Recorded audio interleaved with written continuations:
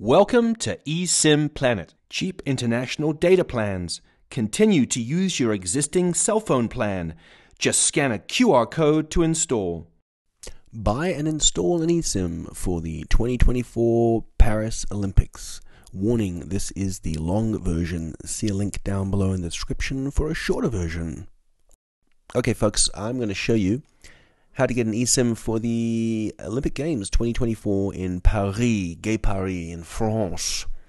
I'm going to show you how to buy it on the Maya website, which is where we're going to get your eSIM.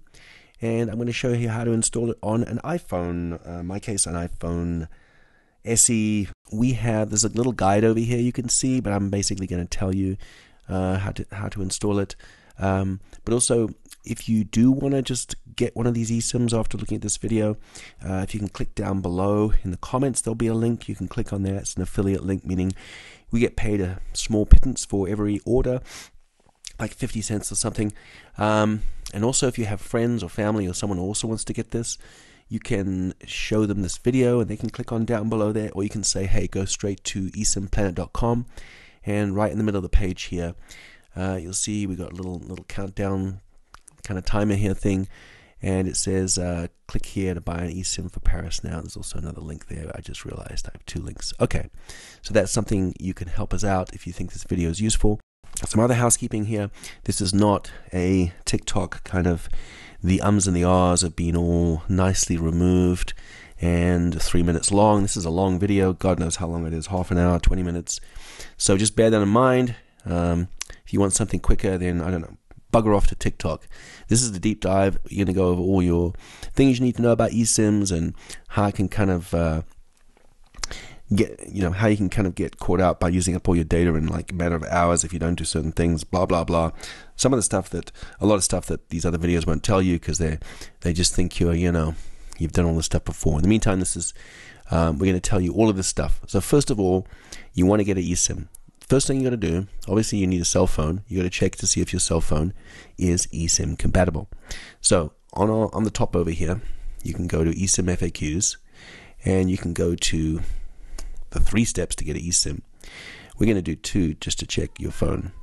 So it says you can check if your phone is compatible here. So you click on this link, and then we've got a list of all the Apple devices, Android devices. Hang on, I have an annoying cat here. Bugger off, cat.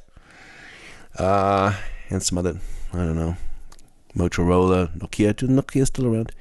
So check to see if your phone's on these on this list here. If you have a new phone, this is really for iPhones. This video in particular, if you have anything greater than an iPhone XR 11, 12, 13, 14, 15, you should be okay. If you have an old iPhone 7, if you have an iPhone 5, you ain't going to get an eSIM, my friend. You have to get a compatible phone. And just to let you know, you could buy a phone just to go on your trip. If you go to Back Market, that's Back, BACKMARKET, no affiliation. I bought my iPhone SE there for about $180. That's another option. You want an iPhone SE2, I think that's what I have, or 3. They're probably like $150 now, which is not too bad. Yeah, sure, you can get an Android phone. But a lot of the cheaper Android phones do not have eSIMs, which is kind of interesting. So I think you're going to be either, if you go Android, or if you do go Android, you've still got to kind of pay $150 for a phone. Okay, so that's the first thing. And then secondly, you want to make sure that your phone is unlocked. This is kind of a pain in the ass for people in the US. I want to say if you have like a $1,200 iPhone that you're paying like $10 a month from Verizon, it's probably locked. And if it's not unlocked, then you cannot install an eSIM. So those 2 things you have to make sure. Do you have the right model, and is it unlocked? Most people have probably a newer phone, and it's going to be eSIM compatible. All right, this cat is getting out of control here. Is it locked? That's another thing. If you got your phone straight from the Apple Store, it's not locked. If you bought it outright, if you're paying it off monthly, there's a good chance it may be locked.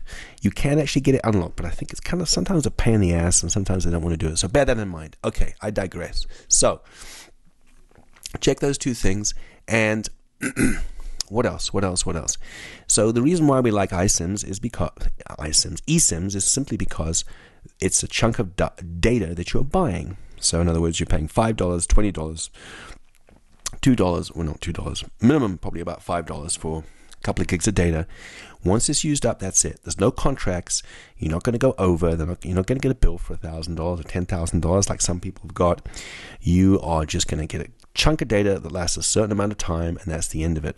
So that's something that is very, very, that's something I like about eSIMs.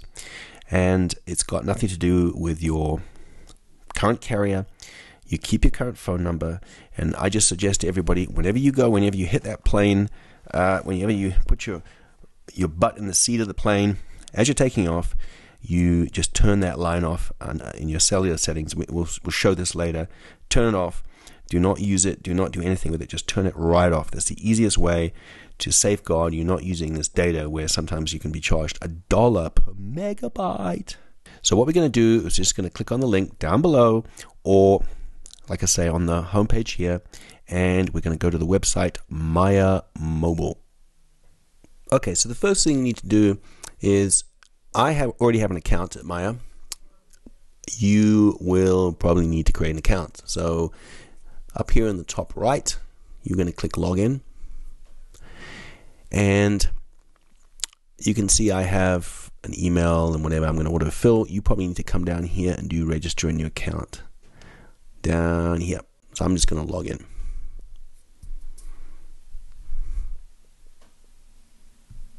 Because I have an account, it says welcome eSIM, and it has my account number, blah blah blah, which I'm going to blur out, doesn't really matter. And it's giving me some information about my past account. I'm not sure what it'll say with you. It might be slightly different anyway. You get the idea. So you just want to click on explore. I'm going to go and look at the eSIMs from Paris, France eSIMs. So generally, the eSIMs are divided into days, 5, 10, 15, or 30. A little confusing. I don't know why they have so many options. So you have, it's going to be a length of time and an amount of data, and then it's going to be unlimited. So you could have 5 days of unlimited data, or 5 days of 3, 5, 10, 20, 40 gigs. The only difference between, and then there's going to be a third option, which is, it's not really a France SIM, it's a unlimited SIM for the whole of Europe. Now, I really like those, because when I go to Europe, I just don't want to go to Paris. I don't want to go to gay Paris. I want to go to Berlin and London and all kinds of cool places. So if you're going to Paris, I doubt if you're just going to go to Paris. So yeah, you're probably not going to get a France eSIM anyway, or one for Paris. You're probably going to get a Europe Unlimited. So perhaps I need to change the whole title of this video, but you get the picture here. So you need to decide. Let's just say you want to get one from France, and I'm cheap because I want to spend the least amount of money on this video. So I'm going to get a $4 3 gigabyte one. So that's something to bear in mind. The unlimited, let me just go down the unlimited rabbit hole a little bit, because this is something that, you know, you'll see this you'll see these videos on YouTube, and it's wonderful and da-da-da, and you're like, okay, and you'll get it, and you'll be like, well, you didn't tell me that. Well, I'm going to tell you all the gotchas and all the information that the other guys don't tell you, simply because they're too short, and this is obviously 20-30 minutes you'll never get back. So anyway, so if I go over here, the difference between the unlimited and the 40 gig is you have the same amount of time. You have 5 days, but you have unlimited. You're like, oh, I've got like 100 gigabytes. Well, you have a limit. You actually have it. You don't actually. The unlimited is not unlimited. You have a certain amount you can stream per day, and then it goes down to a slower speed. You're getting 2 gigabytes of data at that 100 megabits per second high speed. And then for the rest of the day, the rest of the time period, you're getting unlimited data at the 1 megabit, not 100 megabit speed. If you look over here, there you're getting 10 gigs for $11. So I don't know, I don't quite understand some of these. Well, I do actually understand, because if you went over say you went over your 10 gigs on this, you'd still have data. You could use 100 gigs, you could use 10 gigs of 5G, and then, so now 1 megabits is fast, but it's not, I don't think you can stream. You may just about be able to stream YouTube. I know you can stream YouTube. You can certainly stream music. I'm not sure if you could do, I think you could probably do Netflix on 1 megabit, but it's just slow. And you could do iMessage. I'm pretty sure you could do that, but just be aware it's a lot slower than, say, what speeds do they say? 5G, which is up to 100 megabits if that's the case. So they take you down 1 megabit. And then the European one, obviously, is the whole of Europe. So it's funny, these are the same prices. It's a little confusing, like I say. So just bear that in mind. So I'm going to choose this one here. I'm going to do the $4 one. It's anything else I can tell you. It is 5G, which is great. And then here are the carriers it uses. And you might say, yeah, well, there's this other eSIM that's only $1 that uses some other carrier. I think Orange is a pretty good carrier, and this SRF is a good carrier. I know there are preferred carriers in different countries, as in the US. It used to be AT&T has really bad coverage, whereas Verizon had the best and T-Mobile was kind of crappy. Whereas now, actually, T-Mobile has the best coverage. Verizon is kind of blah, and then AT&T is the worst coverage. So bear that in mind. Just because you have 40 gigs for 5 days and 5G, if you have a carrier that doesn't have any good coverage where you are, you could be hosed. You could not be getting good signal at all. So I'm just going to go and click on here, activate, and we'll go to the activation page, and there's some very interesting information here. Man, we're doing a deep dive.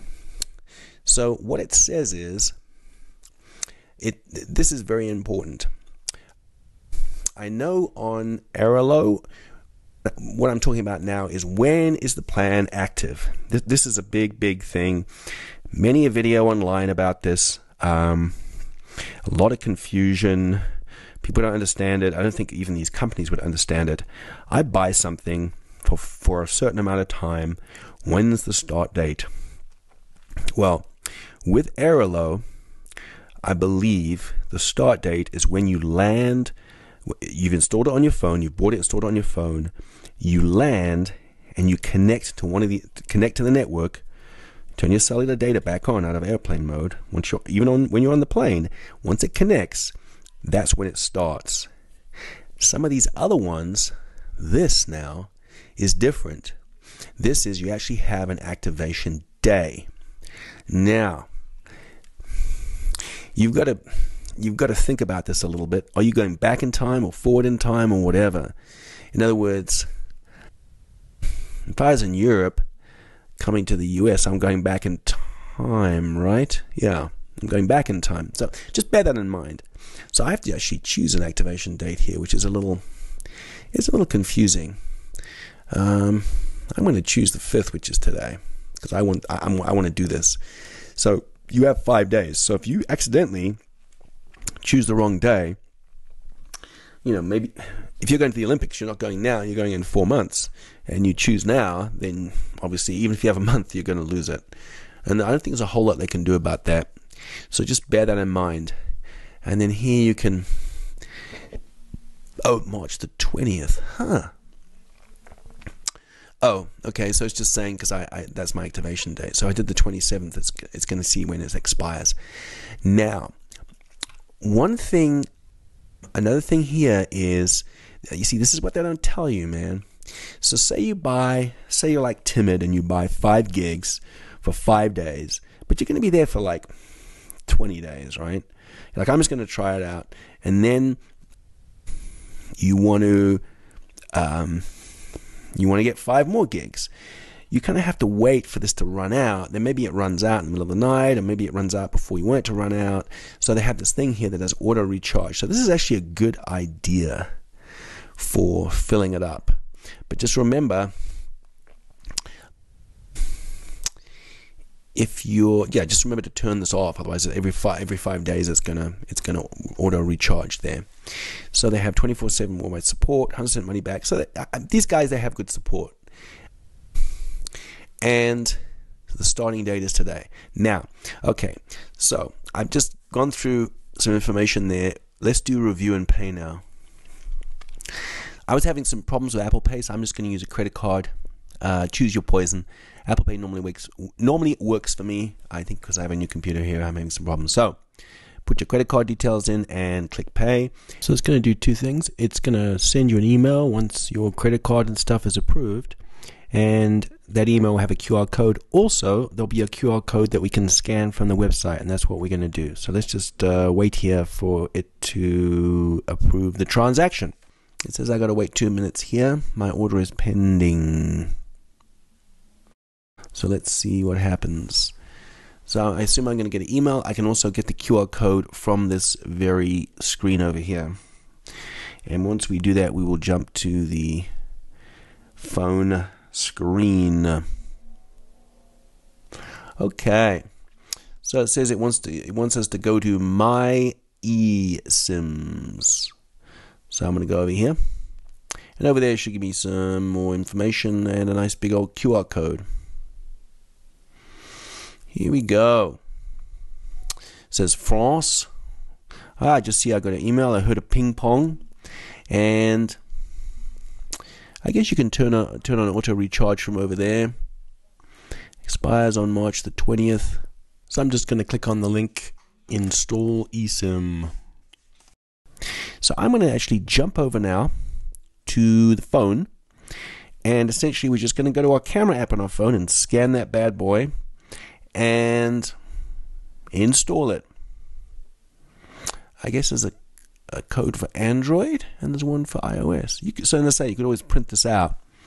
So if you had something in the distant future, and I'm trying to think of a scenario why you'd want to print it out.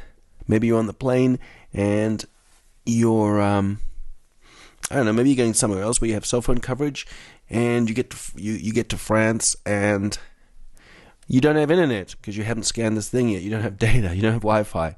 So there's a reason to print it out. Anyway, I'm going to jump to the phone now. So I've switched over to my iPhone SE here, and I'm simply going to go into the camera app, and I'm going to scan this QR code which is up on my screen. See, there it is.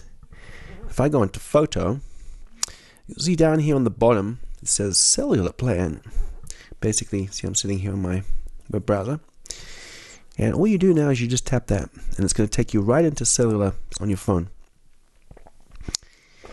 It says allow this if you requested a new eSIM from your carrier. Apple will share your device EID number with your carrier or eSIM provider. Okay, now we got a cat here. Okay, cat, go away. So I'm going to do allow. We have to get rid of the cat. Okay, cool. So now it says activate eSIM. So this is something I'm not going to spend a lot of time doing because I know I have another video on this, but we want to activate this eSIM. Now, a question is, would I be able to activate it if the real activation date was in the future? Now, this is like the eternal question with these bloody things, and I've had some other videos like RLEO.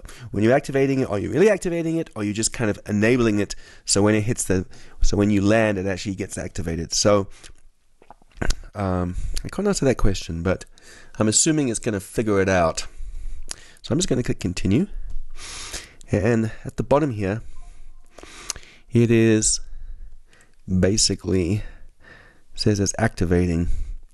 Now, there was always the question of, I know with RLEO, this is always confusing, and sorry I'm confusing the hell out of people here, but it's just something to bear in mind. It got confused because it was trying to activate it when you weren't actually in the country where the eSIM was from, and I don't know. I assume now it's going to be smart enough to know, hey, I'm in the US, at least kind of activate it in quotes before I actually go to the country. So it's connecting to the network. So this is, bear this in mind. I do believe you need Wi-Fi to activate an eSIM. This is why you kind of want to do it beforehand, before you kind of leave. Of course, you could be on your hotel Wi-Fi. I've done this. Landed in the home country, got on the hotel Wi-Fi, and got an eSIM going. So this always takes a while to do. Connect is your new eSIM from Connect is ready to activate. So this is another little gotcha that no one tells you. You're like, who's Connect? Who's Connect? I'm with Maya Mobile. Well, Maya Mobile is a big company that buys eSIMs. If you go with Arelo, they had this Polish provider eSIM name that would come up, and this was very confusing. At least I found it confusing. It's like, wait a minute, why am I connecting to some weird name? Here we go. So it's complete. Your Connect, which is Maya Mobile eSIM, is now active on this phone. So this is where I think things get a little confusing.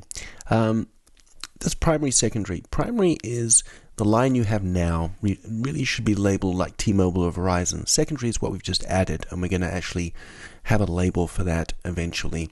Well, you'll see we'll relabel it as Maya. So we have primary and secondary, and what it's doing now, it's first of all, it's kind of assuming that you've already landed in the country where you want to be, and you just want to enable this eSIM. And it also assumes that perhaps your eSIM has a phone number attached to it, which it doesn't, so it's kind of confusing. So all we're going to do, we're going to go through here. We're going to select everything as primary. We're just going to say default line primary over here. And I'm just going to ask for FaceTime. I'm going to select that as primary, and then cellular, I'm going to select that as primary.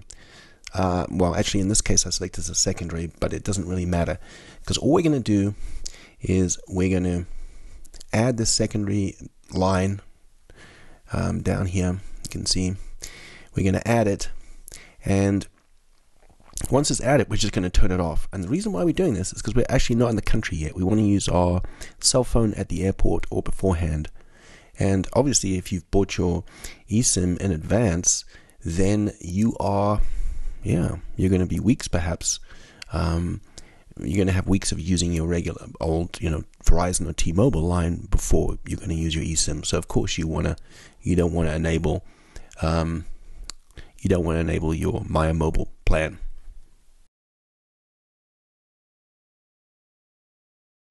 So coming back here, you can see primary is on and secondary is on. So like I say, we want to turn secondary off now, and also we want to relabel it as Maya, because it's kind of confusing. I don't know how they could do this better, but I don't know. It always confuses the heck out of me, especially if I haven't done it in a while.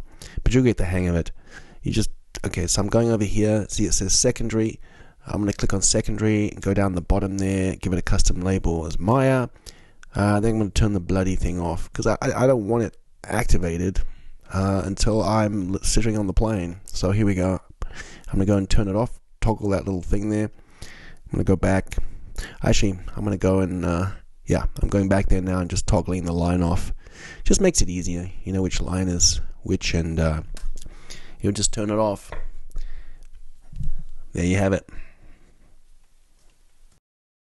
I can make phone calls. I can get on the bus, or when you take the bus, get on your train, your cab, whatever, go to the airport, use your phone, say goodbye to everybody, look up, if you're waiting in the airport, use your regular cell phone data, Verizon, AT&T, whoever it is, your carrier, use your data. As soon as you get to the gate, on the plane, you can just, what I always do is I will get my primary line, I turn it off, like this, and I would then turn this cellular line on. There you go. That way, there's no confusion. There's no there's no chance of you accidentally making a call or using your primary line for your data, because this can happen. And this, if you look at my website, this can have some pretty serious consequences, as in getting a cell phone bill for like $10,000, like someone did when they went to some place where they didn't realize they were paying $1 a megabyte or something ridiculous. So that's what I would do. Now you're set up. When you land, it should connect to the cellular network, and you'll see you have data. You can go to eSIM Planet to see how you can actually make those voice calls. I would use something like iMessage on the Mac, or good old Skype if you want to call a local number. you would have to get a Skype account or Google Voice. And there's ways around that. And if you don't want to use iMessage, I strongly suggest using something like WhatsApp. WhatsApp's pretty good because it just uses data, and you don't need to have a phone number for that. So, okay, one more little tip here. Just before we go, I just remembered this. For God's sake, you got to do this. If you scroll down here, you'll see cellular data for Maya. So, basically what this does is you need to go through here and turn everything off that you don't really want. So because otherwise these are going to be draining your poor little 2 gigs, 3 gigs of data. So I would leave it on for Safari settings, but everything else I'd turn off. Obviously stuff like maps, you're going to have a lot more than I have. Stuff like maps you want to keep on. Maybe you want to check your mail. iTunes Store, home, health, fitness. Maybe you don't want to turn off fitness and health, but just you got to be really, really careful of all this stuff. It can really, I mean, this is how you drain your data. So you got to go through here. I don't know. You're not going to be streaming music on the cellular plan. It's going to be worked when you're on Wi-Fi, but not on the cellular plan. Phone, you're not going to be using this on the phone because your phone's not. Does it have iMessage on here? Maybe you want to keep it on for iMessage. I'm not sure. But anyway, go through here, and FaceTime you want to keep on. But just turn all these off, the ones that you don't really want. Photos, I would even turn that off. If you take a bunch of photos, it's going to sync them up to the thing, to the cloud, and you could use it for your data. Really, podcast definitely turn off. Settings I maybe would keep on, but I just go through here and just turn all of this crap off. Whether you probably want to have wallet, if you're doing Apple Pay, you probably want to have that on. But everything else, man, just turn all this off. You will thank me. Wi-Fi assist. This is something you do not want to have on. You won't want Wi-Fi assist on, because what happens is if you're in your hotel room and you think I'm using Wi-Fi, and suddenly it jumps onto the cell phone network and it stops draining the thing. This is probably the biggest one, and it's off by default, thank God. But please, for the love of God, do not have iCloud Drive connected, because that's how, I mean, it can download a 1 gig file and if it's syncing and things like that. So, if you have Dropbox in here, turn it off, Google Drive, all that stuff, make sure you turn it off. This is a massive, massive tip. And, a lot of people, I shouldn't say a lot of people, but there's lots of stories out there. My 5 gigabytes of data was drained within 24 hours, and I have no idea why. And you come back over here, and it tells you exactly how much is used. And you'll see something like, I don't know, iCloud Drive, and it'll say, there'll be a little sign, a little indicator over here of how many, 1 gig, you use 1 gig within a certain amount of time. And I would, down here, you don't need to reset the statistics because it's something new, but actually I'm going to reset statistics because it says last reset on 20, whatever it was. So I'm going to go through here. So just make sure that's another long-winded kind of Unabomber manifesto here, but just make sure you do that. You will thank me.